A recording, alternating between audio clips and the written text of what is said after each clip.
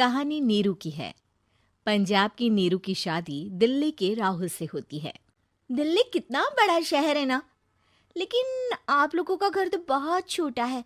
हमारे पंजाब में तो ये बड़े बड़े घर होते हैं कि मजा ही आ जाता है। कोई बात नहीं नीरू, मैं भी तुम्हारे लिए बहुत बड़ा मकान बनाऊंगा बहुत जल्दी। नीरू के पिता जहाँ पंजाब के जाने माने व्यापारी थे, वहीं उसका पति राहुल दिल्ली में एक सिंपल नौकरी करता था। माँ, यहाँ तो घी मक्खन इतना महंगा है कि क्या बताऊं।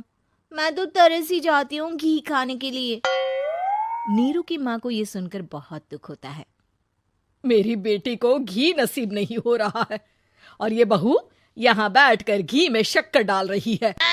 देख वनिता, मैं साफ कह रही हूँ, इस घर में जितना घी आएगा उतना ही मेरी बेटी के घर दिल्ली भी जाएगा।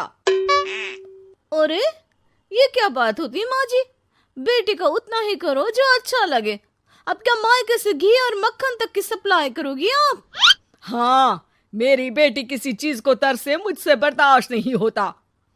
अब क्या था, नीरू के मायके में 2 किलो घी आता तो 2 किलो दिल्ली जाता नीरू के पास। एक दिन, माँ बड़ी गर्मी पड़ती है दिल्ली में। इस घर में तो एक ही एसी है और वो भी ड्राइंग रूम में। सारा परिवार एक ही कमरे में सोता है। हाँ बेटा, वो तो हर घर की कहानी है। यहाँ भी एक ही एसी है। अरे बिल इतना आता है कि क्या बोलूं। तभी वहां राकेश आ जाता है। माँ, थोड़ी देर में यहाँ कुछ प्लम्बर आएंगे मेरे कमरे में एसी लगाने। जरा ध्यान से लगवा देना ना माँ। ओए, ऐसे कैसे तेरे कमरे में एसी लगेगा? हाँ राकेश, एक बार बात तो कर लेता। अरे पापा, वो वनिता को गर्मी में नींद नहीं आती। ड्राइंग रूम में सबके साथ सोने में वो अनकंफर्टेबल है, इसलिए। अरे पूरे परिवार के साथ वहां तेरी बहन नीरू भी तो सोती है। वो नहीं हो रही क्या अनकंफर्टेबल? समझ रहा है ना? अगर एसी लगेगा तो एक दिल्ली में तेरी बहन के कमरे में भी लगेगा, तभी तू लगा सकेगा। राकेश वनिता को सारी बात बताता है। वनिता करती भी क्या, मन मारकर बैठ जाती है। माँ, ये लोग ठीक नहीं है, क्या करूं मैं? अरे बेटी, यहाँ आ जा, तू यहाँ आकर रह ले। अरे छोड़ दे ऐसे पति को। कैसे छोड़ दूं माँ? समाज क्या कहेगा, लोग क्या कहेंगे? वैसे भी मेरा एक बेटा है मयंक। अरे हटा बेटा, तेरी उम्र ही क्या है, इतनी परेशान रहेगी तो काम कैसे चलेगा। खैर, बात आई गई हो जाती है। माँ को लगता है कि नीरू ठीक है, तो वहीं नीरू के मन में एक ही लाइन चल रही होती है, यहाँ आजा। माँ ने तो बोल ही दिया है कि यहाँ आजा। बस मयंक थोड़ा सा बड़ा हो जाए, इन गरीबों को छोड़कर मैं वापस माँ के पास ही चली जाऊंगी। वो इसी सोच में बाजार में चल रही थी कि मैम, आपका दुपट्टा जमीन को छू रहा है। नीरू जैसे ही उस लड़की की तरफ देखती है, देखती ही रह जाती है।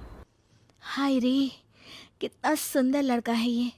अब क्या हुआ? मैंने कहा आपका दुपट्टा। तो खुद ही उठाकर दे दो ना। लड़का समझ जाता है कि नीरू उस पर फिदा हो चुकी है। वो उससे उसका नंबर लेकर चला जाता है। अब क्या था, नीरू और रोहित में लगातार बातें होने लगती है। मैं हरियाणा का रहने वाला हूँ, यहाँ एक बड़ी कंपनी का मैनेजर हूँ। अच्छा, और कितने बच्चे हैं तुम्हारे? बच्चे? अरे मेरी तो शादी भी नहीं हुई है। तुम बताओ, शादी करोगी? नीरू शर्मा जाती है। अब लेकिन मैं तो पहले से ही शादीशुदा हूँ। मुझे फर्क नहीं पड़ता, बस तुम शादी कर लो, भाग चलते हैं। बहुत पैसे वाला हूँ मैं, हमेशा खुश रखूंगा तुम्हें। नीरू रोहित से मिलकर सारा प्लान बना लेती है और फिर एक दिन घर से भाग जाती है।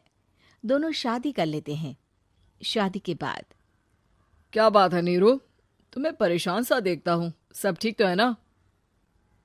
हाँ हाँ, सब ठीक है।